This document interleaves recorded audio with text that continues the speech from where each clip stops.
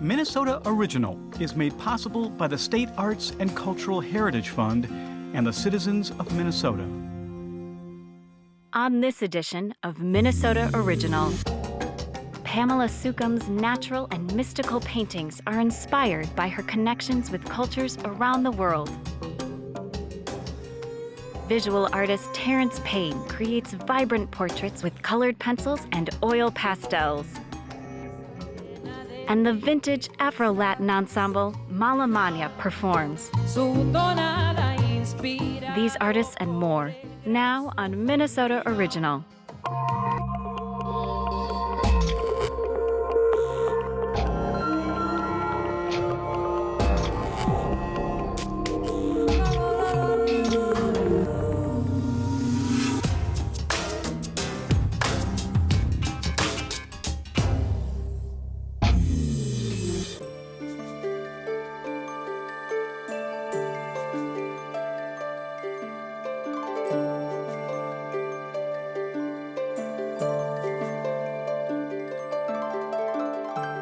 I was a research scientist specializing in electrophysiology. And I loved it, but I also wanted a creative outlet. And so one summer, I asked myself, what would I try if I wasn't afraid of anything? And for some reason, painting just came to mind. And the second that my brush touched the canvas, something just opened and I fell in love immediately. I believe that my work is influenced by my scientific background because I think at the end of the day that in the pure sciences as well as in the pure arts, it's always a search for truth.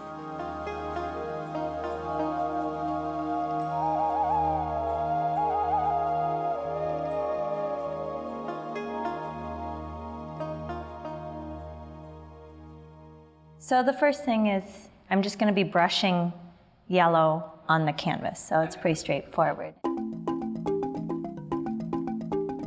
I have two major collections of work. The first one is called Natural Surrealism, and that really is born out of my love of nature, and more importantly, what I think nature reminds us of or points to. I take a 4-inch brush, almost like a house brush, start out with big strokes of paint, and I create that underlayer.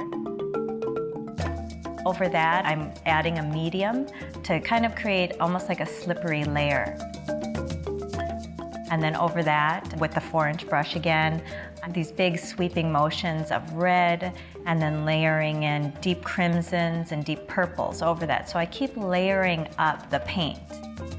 With the Natural Surrealism collection, it's very much where I'm looking at flowers and then I'm going back to the studio and creating the essence of those flowers. Not exactly how I saw them, but the feeling of them. It's very thick impasto layers, so I'm really laying in a lot of paint, a lot of texture, a lot of metallics. It's really about the lushness of the natural world coming through. So the next thing that I'll do for this painting is I'll start to throw paint. It's great because it's really organic and you just have to kind of let go and let the paint land where it wants to. And I'm often just as surprised as anyone else. After that, I will carve out the flowers, which is great because that's like the reveal. Basically, by pulling away all the paint on top, the yellow that was painted initially at the bottom is revealed. And so it's like watching a flower kind of bloom and come to life. The final part is carving in the stems and doing some of the detail work. But all of that is a very rapid process. And the reason why I do it that way is because if I continue to move, it becomes more like dance, where I don't have the chance to think about things or judge.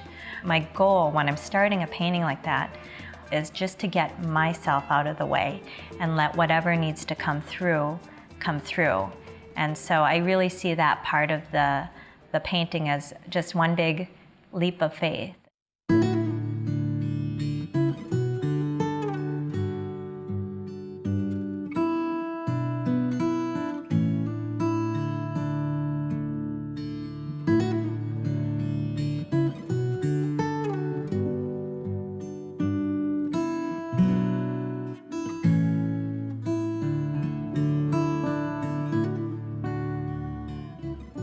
The new series is called New Hemispheres.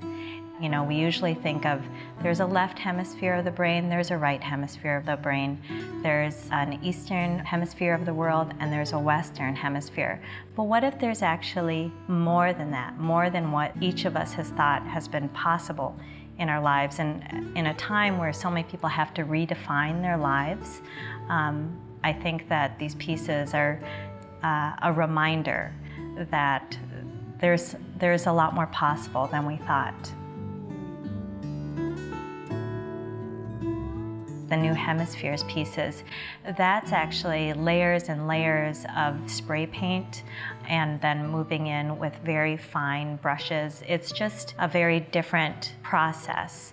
The spray paint is very immediate and you get to use a lot of colors at once. For a lot of the painting, the spray paint is used as kind of this soft, feathery effect, almost like watercolors would blend into one another. But then it's also fun because you can use it to splatter as well to kind of create this mottled look, and it creates a lot of dimension and depth, and it's just a fun medium to work with.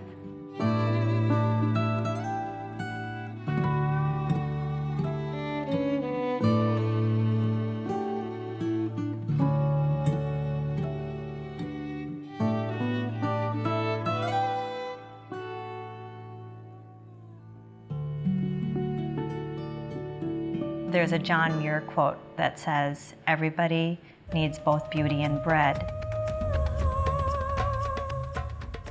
With the Beautiful project, I really wanted to share the transformative effect of art.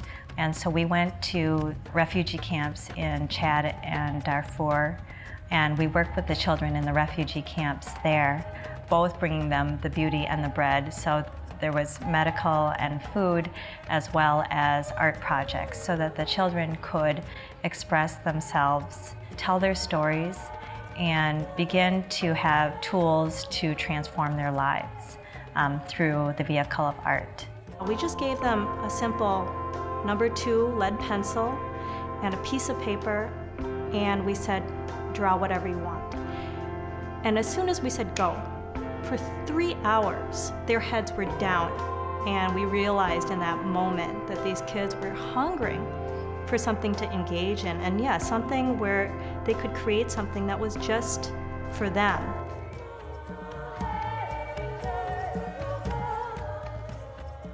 It was beautiful to see also the kids feel a sense of self-empowerment, that they could start to change the picture and then perhaps maybe change the picture in their own lives. So the artwork was a great way for them to be able to express themselves very freely. My work is always shifting. It seems like I get to a point where I'm comfortable with something, and it's almost like that's usually the cue. When I know where the brush is going to go, that's when I need to try something else, so that I'm always kind of keeping on my creative edge. So in terms of where it's heading, I usually don't know.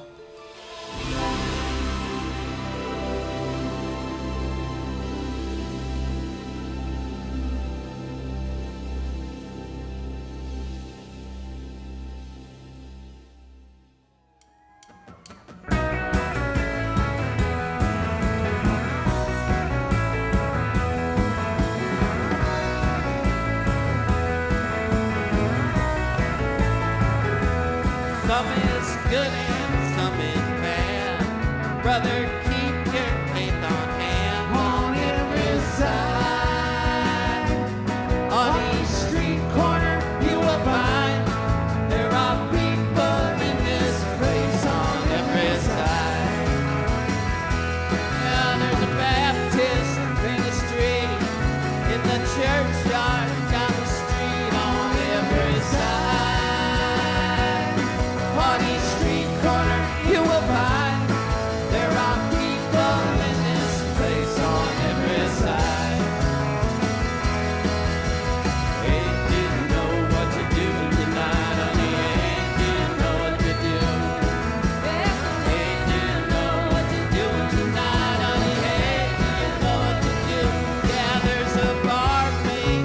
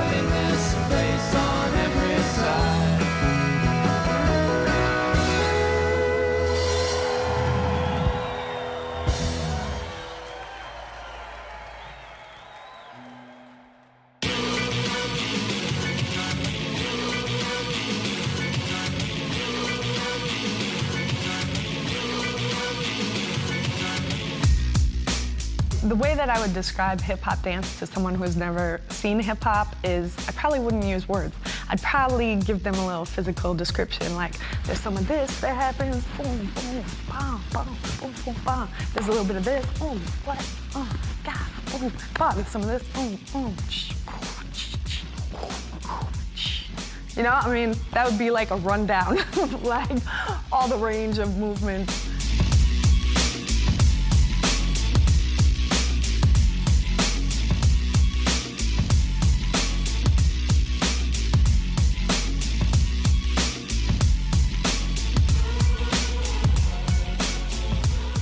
Being a Muslim woman and being in the Twin Cities where there's a large Muslim community, those two worlds of hip-hop and Islam were like separated for me. And I really wanted to bring them together.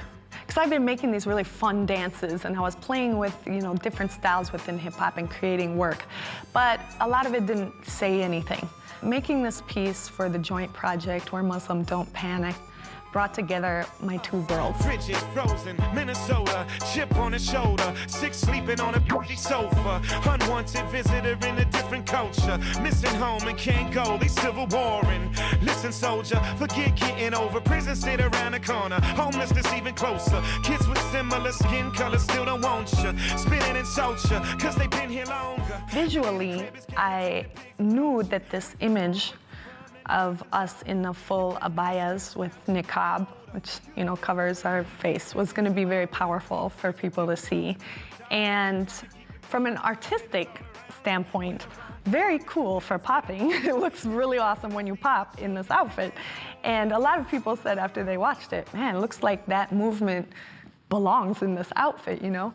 I've been dancing my whole life since I was a little girl. I loved hip-hop from the beginning. And then I decided to pursue dance as a career. I went to the U of M and got my degree, a Bachelor of Fine Arts in Dance. I went from just participating in hip-hop to really realizing the history behind it and the importance of me as a dancer involved in this culture to really pass that on. So anyone who's taken my class in the Twin Cities knows I always talk about history.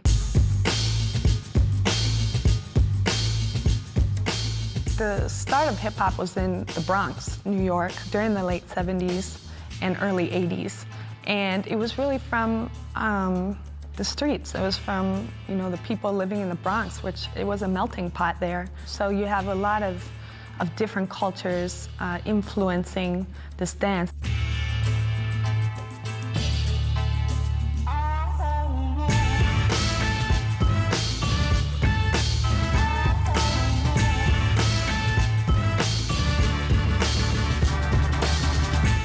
Hip-hop's not just a dance or just rap or just graffiti, it's the whole culture. So with each step that you do in hip-hop, you kind of carry on that spirit.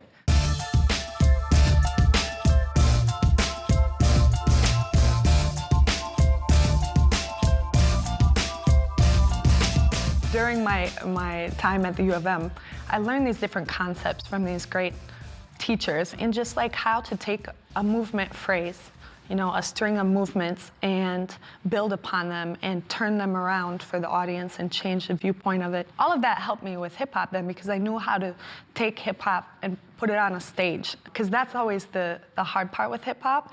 It lives in the cypher, it lives in the club, it lives in that moment. So to take it onto a stage is very difficult because you take a little bit of its soul away. This is the most difficult thing in choreographing hip-hop is that you don't want to, you know, rob it of its like vitality, and yet in a way putting it on a stage like that does that.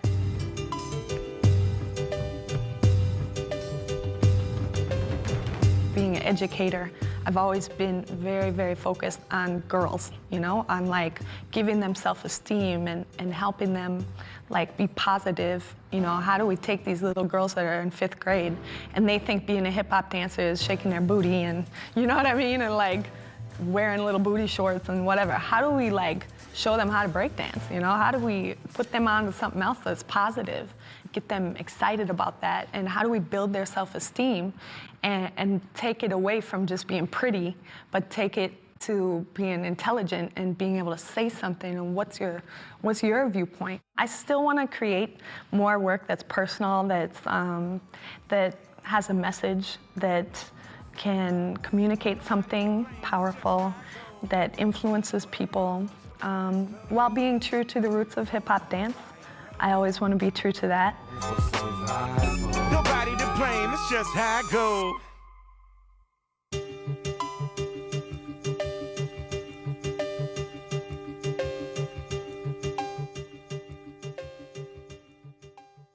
Sometimes as I'm drawing, I have these stupid ideas that I write down, or just these little phrases that kind of give me the attitude that I want the figures to have. For example, "I'm so out of your league, you aren't even playing the right sport" is one of them.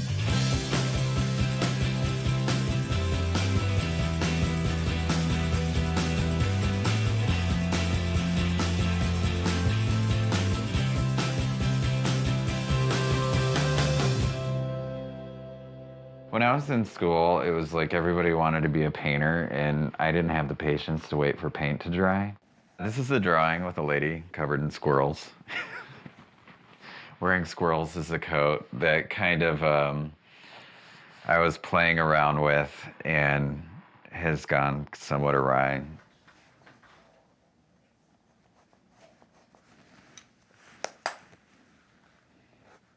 The thing I like about the color pencils and the oil pastels is I can still get that quality of light. I can get sort of these really nice jewel tones in the reds and the greens and some of the blues. And it doesn't take forever and a day to wait for that to dry. They're translucent enough mediums that I can let my underdrawing show through, which I really like. There's lines dividing the faces and the skin and the planes and things like that because I want you to see that. The mechanism of it. The idea is just how can I reinforce this sense of this being artificial, that these people aren't real, they're just sort of these representations of, you know, what I'm thinking about.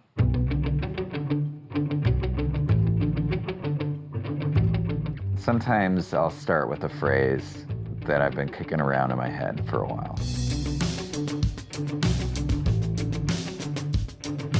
I take that and just sit down and start drawing. And that's where the tracing paper comes in handy, because to get something sort of as refined as this kind of starts out as, you know, the junior high pentagram that you put all over your notebooks. A lot of times I'll be in the middle of working on a drawing and kind of wondering what's going to come next. So I'll take my dogs for a walk, and then I'll see something random happen on the street, and I'm like, that's it. So I'm just playing, just drawing and seeing what comes of it. So far, I've gotten 3 different kind of directions that I'm going in. There's these trippy star pattern that's starting to evolve here. The other thing that I had been working on was covering a figure with the pattern, you know, and that was just looking a little too Ace Frehley or whatever from Kiss. You know, it's just sort of an evolution of trying different things and seeing which one sort of clicks. You know, once I get an idea, I kind of have to run it through till it's dead before I can move on to the next thing. So I go through a lot of color pencil and a lot of tracing paper, getting from the initial idea to the finished piece. I've always worked this way because it's a really good way for me to just kind of piece things together and move them around and take a step back and kind of see what's working and give it a good honest evaluation and just chuck it if I don't like it.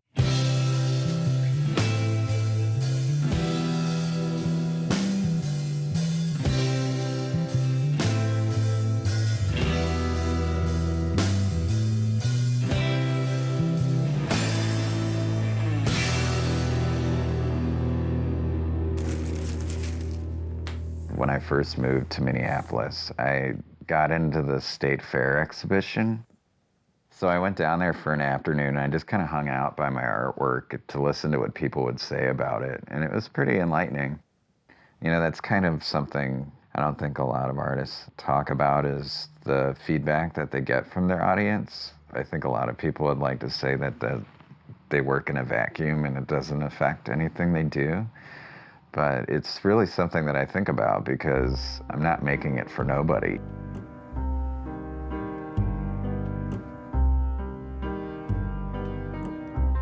There's kind of two challenges I feel like I have. One is to like push myself, but the other one is to keep having fun, because if I'm not having fun creating what I'm creating, then it's not really worth doing and it ends up looking forced. And I think that people can really, it's really relatable, is if you're having a good time in the studio and you're enjoying what you're doing, that's going to translate to your audience.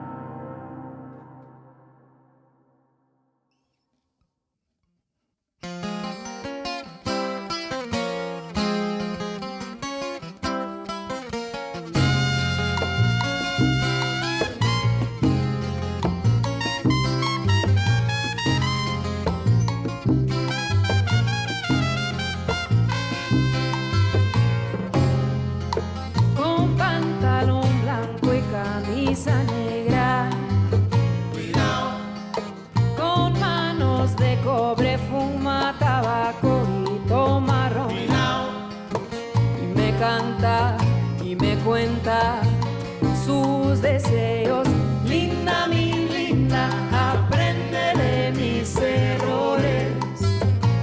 Y linda mi linda, aprende de mis errores. Una sonrisa llena de mis tristezas. Cuidado. Su tonada inspirado por el gran sufrimiento. Cuidado. Respira, toma vida, repite el refrán. Que linda mi linda, aprende de mis errores. Linda mi linda, aprende de mis errores.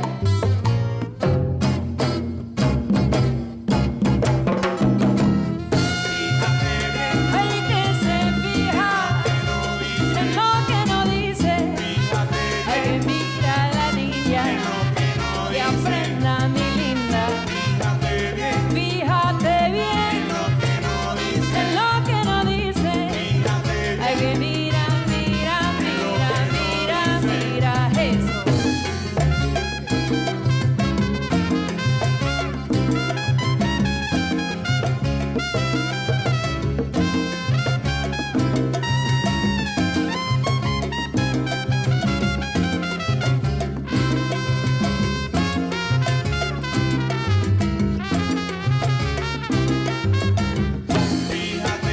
Fija, fija, hay que se fija, que mira a la linda, que aprenda mi niña.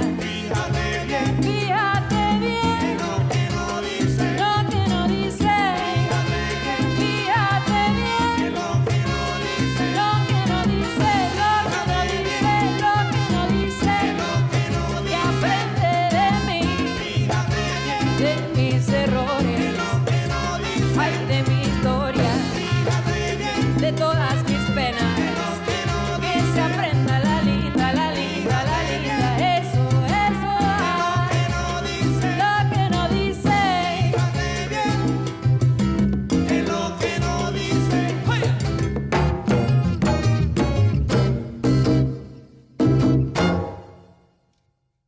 Whenever I draw animals, I tend to start with, what does my dog look like? And change him into, like, this is my dog as a seahorse. Somebody contacted me and asked me if I'd be interested in developing a line of wallpaper. I had been using a lot of repetition in my work, so it just seemed like a real natural transition to just move into something totally decorative. So I went back to this and thought about how I could turn down the noise a little bit so it could be something that somebody could live with. It's nice to be able to take something as simple as just a doodle and see how many different ways that I can use it and get it into people's lives, which is kind of the end game, I think. Minnesota Original is made possible by the State Arts and Cultural Heritage Fund and the citizens of Minnesota.